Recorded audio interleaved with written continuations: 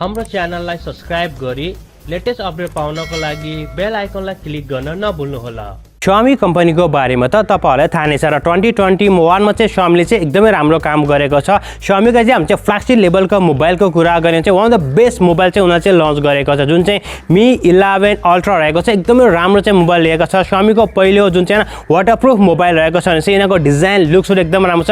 क्यामेराहरु राम्रो रहेको छ। यसको डिस्प्ले चाहिँ एकदमै राम्रो रहेको छ। यो मात्र नभएर चाहिँ जुन चाहिँ हामी चाहिँ यो भिडियोमा चाहिँ हेर्न गइरहेका छौं Xiaomi ले चाहिँ विभिन्न लिक्स र रुमर पछि भनौं न जति विभिन्न लिक्सहरु रुमर आएको छ र Xiaomi ले अलरेडी नै आफ्नो चाहिँ Mi Max मा चाहिँ 4 लेभल मोबाइललाई चाहिँ लिएर आइसकेको छ र one of the best mobile चाहिँ म भन्न चाहन्छु। एकदमै राम्रो चाहिँ मोबाइलहरु रहेको छ। डिजाइन र लुक चाहिँ हामीले कुरा गर्ने चाहिँ रुमर्सको जुन डिजाइन र लुक्स थियो नि त्यो चाहिँ छैन तर पनि उनीहरुको चाहिँ कन्फिगरेसनहरु चाहिँ क्यामेरा सेक्टरहरु चाहिँ एकदमै राम्रो चाहिँ रहेको छ। यो भिडियोमा हामीले हेर्ने छौं कि यो मोबाइलका कन्फिगरेसनहरु के कता छन्, यो मोबाइलको नेपाली प्राइस चाहिँ के कति पनि हुने सम्भावना रहेको छ भन्ने बारेमा।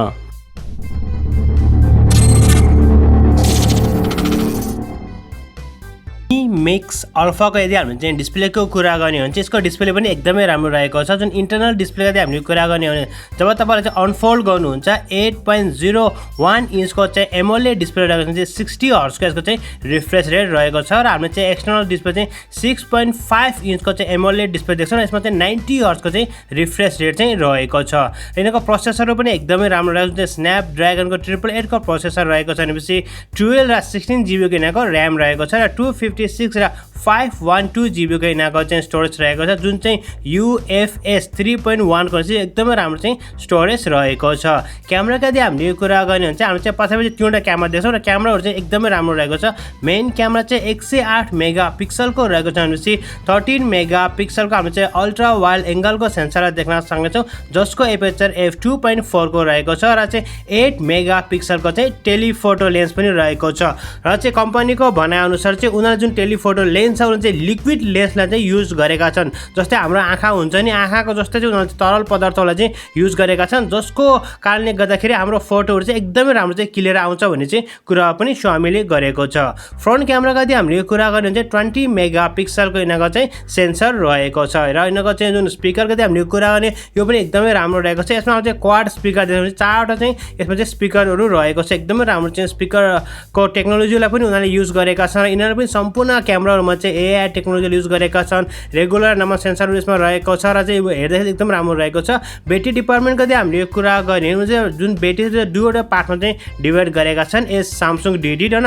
त्यो टोटल ब्याट्रीको यदि हामीले चाहिँ कुरा गर्ने चाहिँ 5020 mAh को यसको ब्याट्री रहेको छ। 67 वाटको चाहिँ टर्बो चार्जर चाहिँ यसमा रहेको छ र बेस्ट पार्ट हामीले चाहिँ जुन चार्जिङ एडप्टर चाहिँ डब्बा भित्र नै पाउने छौं।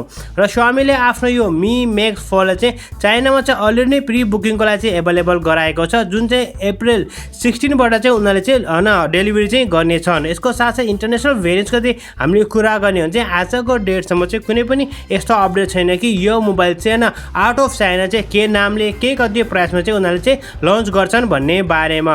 हुन त Samsungले चाहिँ आफ्नो फ्ल्यागशिप लेभलको मोबाइललाई पनि नेपाली बजारमा चाहिँ लन्च गरेको छ र गरिरहेको पनि छ। हामी चाहिँ Samsung Galaxy को 4 लाई पनि देखेका थियौं तर चाहिँ Mi Max 4 चाहिँ आउँछ या आउँदैन त्यो कुरा चाहिँ छुट्टै नै हो। यसैगरी यदि हामी चाहिँ प्राइसकै कुरा गर्ने हो भने यदि हामी चाहिँ अफिसियली रुममा चाहिँ Xiaomi ले आफ्नो Mi Max 4 लाई चाहिँ नेपाली बजारमा चाहिँ लन्च गर्यो भने चाहिँ जुन 12GB र 256GB स्टोरेज प्राइस रहेको छ त्यसमा चाहिँ अलमोस्ट चाहिँ हैन 1 लाख सम्म चाहिँ हान्छ भन्ने कुरा पनि आएको छ। 95 देखि लिएर चाहिँ हैन 1,15,000 रुपैयाँ भन्ने आएको छ भनेपछि अब त्यही हो हैन तपाईलाई थाहा नै छ फोल्डका चाहिँ हैन प्राइसहरु चाहिँ एकदमै महँगो नै हुन्छ र मलाई जहाँसम्म लाग्छ कि 1 लाख हैन यिन चाहिँ त्यो भन्दा नि हाई नै हान्छ के।